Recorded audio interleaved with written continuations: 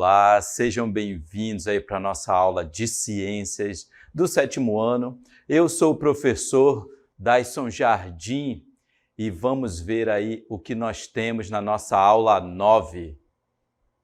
Revisão e avaliação.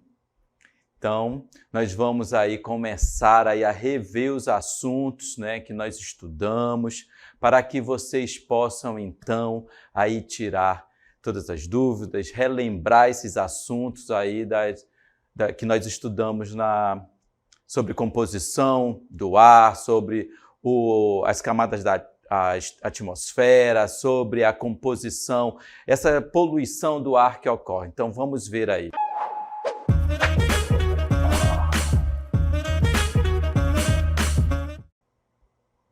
Então, nós estamos aí nesse momento que nós vamos começar aí a revisar esses assuntos, né, que são importantes também para o nosso dia a dia. Vejo aí sobre a comprovação da existência do ar. Então, nós temos vários exemplos de que o ar existe, né? Como que nós sentimos a existência do ar no nosso dia a dia? Vejam aí que todo aquele processo de respiração, né, que nós executamos, que é um movimento involuntário do nosso organismo, tanto na inspiração do ar, né, quando nós colocamos esse ar para dentro dos nossos pulmões, ou na expiração, quando nós colocamos para fora, né, esvaziamos os nossos pulmões. Esse é um exemplo de que o ar existe, nós estamos sentindo esse ar preencher o nosso órgão do sistema respiratório, pulmão. E quando nós estamos ali na beira do rio, na beira da praia, na janela de casa, sentindo aquele vento gostoso, né, passando pelo nosso rosto, quando mexe os cabelos, enfim, nós estamos ali também tendo uma experiência de existência do ar no ambiente. O vento, quando nós estamos ali sentindo, vendo, na verdade, as folhas das árvores balançando, né? Quando nós estamos vendo ali na superfície da água, aquela marolinha sendo feita pela presença do vento, né, aquelas ondas pequenininhas ali do vento que está passando na superfície da água, também são situações do nosso dia a dia que comprovam aí a existência do ar. E no exemplo aí que nós temos de um foguete, né, será se esse foguete ele está também, né, sendo projetado, sendo lançado para a atmosfera, e nessa atmosfera tem ali também a existência do ar. Nós temos aí 4 situações do nosso dia a dia, né, em que podemos, então, comprovar a existência do ar. E é isso que faz com que esse nosso assunto seja importante, é algo que nós não vemos, mas nós estamos sentindo, nós estamos tanto o vento quanto a respiração entrando no nosso organismo, né? São situações do dia a dia que comprovam ali que o ar existe, né? Será se nós tínhamos dúvidas sobre esse assunto? Não, né? Ele realmente existe, ele está ali no nosso ambiente, está ao nosso redor. Vejam aí sobre cada um destes, olha, tanto a respiração, né, que eu falei, quando nós respiramos o ar e ele entra nos pulmões, olha só, o processo de respiração, a brisa, né, quando sentimos no rosto, o vento balançando as árvores, né, e o espaço, esse ar ocupa lugar no espaço. Mas esse ar ele possui características. Vejam aí quais são as características do ar. O ar é invisível, não tem cheiro, não tem cor, naturalmente ele não tem esse cheiro, nem tem cor e nem tem gosto, tá? No entanto, ele tem peso e ocupa lugar no espaço. Tudo que nós vamos sentir, então, a respeito desse ar são substâncias que são lançadas nesse ar, né? Produtos, fuligens, e aí vai alterando as características naturais desse ar, tá? O ar, ele é essencial para a sobrevivência de pessoas, de animais e de plantas. É importante ali trazer aqui para a nossa aula que sem o ar nós não conseguiríamos sobreviver. Será se você conseguiria sobreviver sem a presença do ar? Veja aí que sem o ar as pessoas não poderiam respirar o oxigênio, por exemplo, que nos mantém vivos, né? E as plantas não poderiam produzir seu próprio alimento, porque aí o gás carbônico também é utilizado nesse processo de fotossíntese, que é o que as plantas, é uma reação que as plantas realizam para poder produzir seu próprio alimento. Então, temos aí a importância, né, do ar nas nossas vidas. Ele tem uma composição também. Então, vamos ver qual é a composição do ar. Vejam aí que o ar atmosférico, ele envolve a Terra. Olha que imagem bonita nós estamos vendo aí, lá do espaço, né? É possível até ver aí essa forma meio arredondada que está dando a sugestão da imagem, né, da Terra, né? E lá ao fundo nós estamos vendo a atmosfera, o quanto a imensidão do espaço aí nessa imagem. Então esse ar atmosférico, ele envolve o planeta Terra, sendo uma mistura de gases, né? Vapor de água e partículas em suspensão, como poeira, fuligem, poluentes. Todos esses fuligens são micropartículas que são lançadas por várias atividades humanas na atmosfera. Esses poluentes também são lançados na atmosfera e eles alteram essas características naturais do ar, tá? Cinzas, tanto cinzas de, por exemplo, erupções vulcânicas, né? Cinzas vulcânicas que podem ser lançadas para a atmosfera e aí o vento distribui a longas distâncias. Também pela presença de micro-organismos, e esses micro-organismos, vírus, bactérias, eles inclusive podem causar doenças. Eles estão aí presentes nesse ar atmosférico, compõem o ar atmosférico e podem causar doenças. E o pólen, né? O pólen, ele é uma estrutura de reprodução das plantas, ele é lançado, o vento lança esse pólen para poder atingir outras árvores, outras plantas, estruturas reprodutivas de outras plantas, então ele também faz parte dessa composição do ar, porque as plantas estão ali presentes, tá? E esse ar, ele varia de região para região, então se nós estamos no bioma Amazônia, numa região ribeirinha, as características da composição do ar vai ser de uma natureza, de uma certa forma, terá uma composição diferente de uma composição do ar em uma área urbana, né? Até mesmo em cidades pequenas, áreas urbanas de cidades pequenas. Será se a área urbana de cidades pequenas vai ter uma composição do ar, daquele ar que está na região daquela cidade, vai ser diferente da composição do ar de uma cidade muito grande, uma outra cidade que tem um tamanho muito maior, com mais atividades humanas sendo realizadas naquele espaço? Sim, então a composição do ar ela é diferente conforme a localidade em que ela está, tá? Isso desde uma região de margem de rios, sedes de municípios, né, área urbana de municípios pequenos, ou cidades muito grandes aí que tem em vários países, tá bom? Então vamos ver as camadas da atmosfera agora, que essa atmosfera ela é distribuída, ela é formada por camadas, né? Essa é uma distribuição que há nas camadas de ar que envolve a Terra. Então, as camadas da atmosfera juntas compõem uma extensão aproximadamente aí de 1.000 quilômetros, né? Então, elas são, já vamos ver aí na ilustração, essas várias camadas da atmosfera. Veja aí, nós temos a superfície da Terra, né?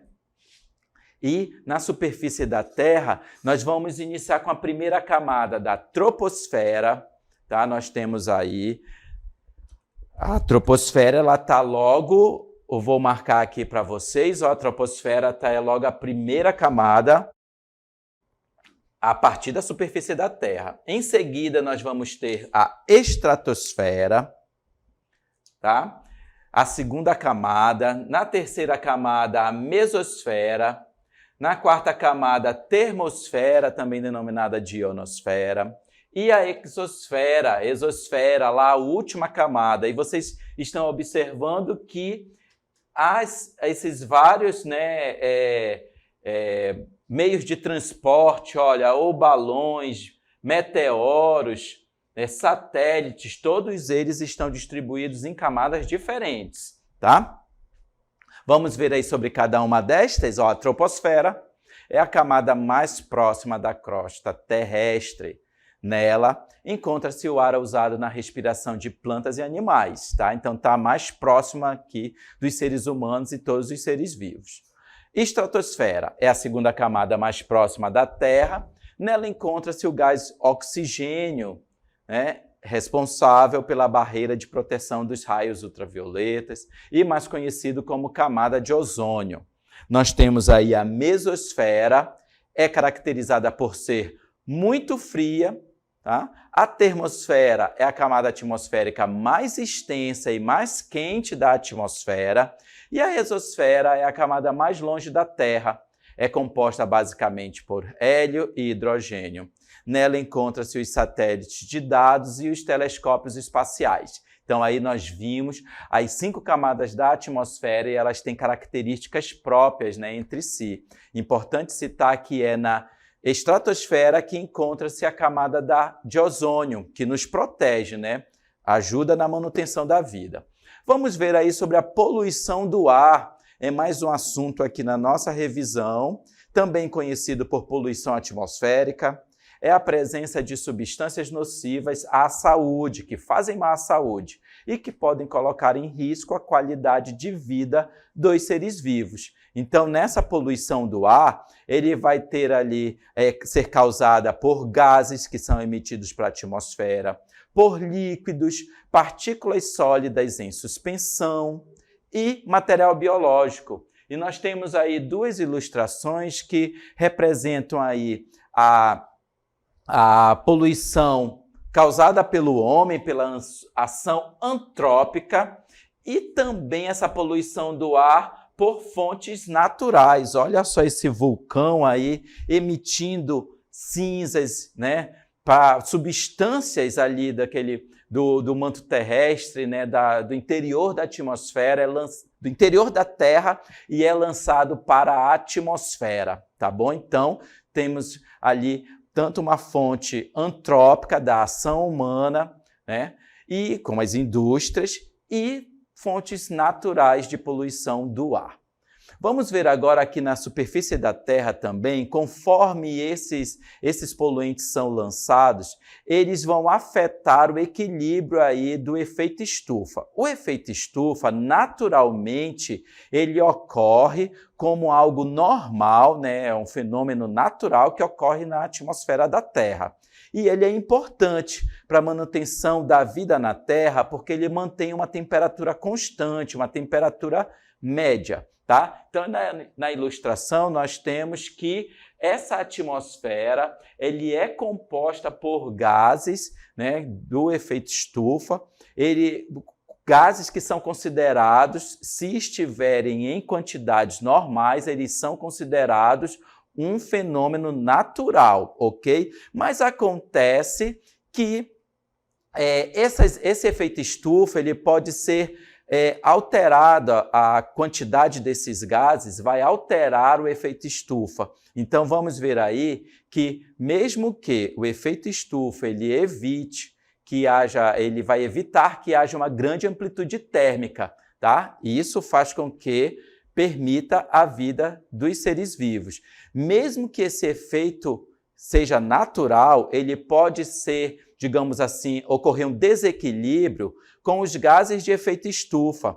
Vejam aí que esses gases de efeito estufa, eles naturalmente eles absorvem os raios do Sol e redistribuem na atmosfera na forma de radiação. Mas, em grande quantidade, esses gases de efeito estufa ali, eles vão causar um desequilíbrio nessa camada ali da atmosfera em que eles eram considerados naturais e depois eles, então, com a grande quantidade desses gases de efeito estufa que são lançados por atividades humanas na atmosfera, aí vai haver um probleminha, né, nessa quantidade ali de gases da atmosfera, tá? Vamos ver sobre cada um deles. Olha aí, o dióxido de carbono, que é o CO2, o metano, CH4, os óxidos de nitrogênio,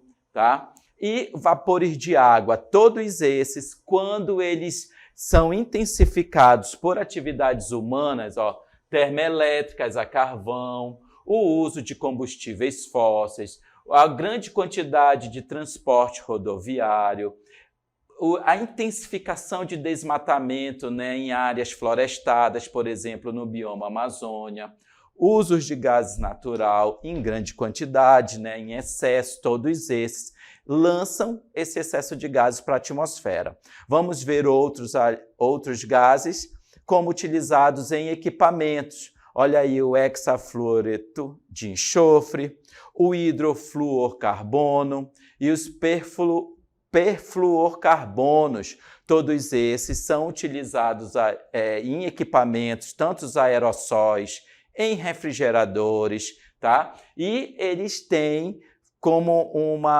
um efeito negativo do excesso de uso deles para a atmosfera, tá? Então vamos aí para o nosso próximo assunto, que eles vão causar o aquecimento global. Esse aquecimento global, eles são atividades antrópicas. São atividades realizadas pelo homem que aumentam a concentração de gases na atmosfera e intensificam o efeito térmico, o aumento dessa temperatura, levando ao aquecimento global. Então, do efeito estufa, considerado ali um fenômeno natural, e pelo excesso de gases que são lançados na atmosfera, gases que intensificam, né, esse efeito estufa, vai ali haver uma alteração nessa composição e vai levar ao aquecimento global. Tá? Então, vamos continuar aí, que esse aquecimento global leva ao aquecimento global e as mudanças climáticas, com impactos no clima, nos ecossistemas e na vida humana. Vejam aí, sobre o aquecimento global, olha, ele é uma questão relacionada ao aumento da temperatura média da atmosfera e dos oceanos da Terra ao longo do tempo. Então, isso é um efeito que acontece ao longo de um período de tempo longo, né? Porque a cada ano, se essas medidas esses efeitos não forem controlados, eles vão piorando a situação. E aí vai afetar também, nós vamos ver sobre a estrutura da camada de ozônio. Veja aí que é uma cobertura de gás ozônio que protege a Terra dos raios ultravioletas, UVA, UVB e UVC, que são emitidos pelo Sol. Tá? Então, nós temos ali uma proteção. Ela é encontrada em duas camadas, né, duas regiões da atmosfera. Cerca de 10% do ozônio atmosférico encontra-se na troposfera, tá? Mas que a maior quantidade ela é encontrada na estratosfera. Vamos ver aí a ilustração, que nós temos essa estrutura da camada de ozônio. Ele está distribuído tanto na primeira quanto na segunda camada, mas em maior quantidade na segunda camada, que é denominada de estratosfera. Está aqui, olha, a camada de ozônio, que é esse conjunto do gás ozônio, tá? Tem 3 átomos de oxigênio, e nesta segunda camada aí, na estratosfera, é onde é encontrado em maior quantidade. E ele tem um efeito, né, de proteger a nossa saúde. A camada de ozônio, ele é como se fosse um protetor, né, da manutenção da vida de todos os micro-organismos, dos seres vivos, inclusive nós seres humanos, tá? E que esses raios que estão ali, eles são filtrados e alguns, né, são barrados, são bloqueados nessa camada de ozônio, né? Principalmente os raios ultravioleta C e os raios ultravioleta B, que são nocivos à nossa saúde. Tá? Então, nós fizemos aqui uma revisão e espero que vocês tenham aí compreendido, tá bom? Tchau!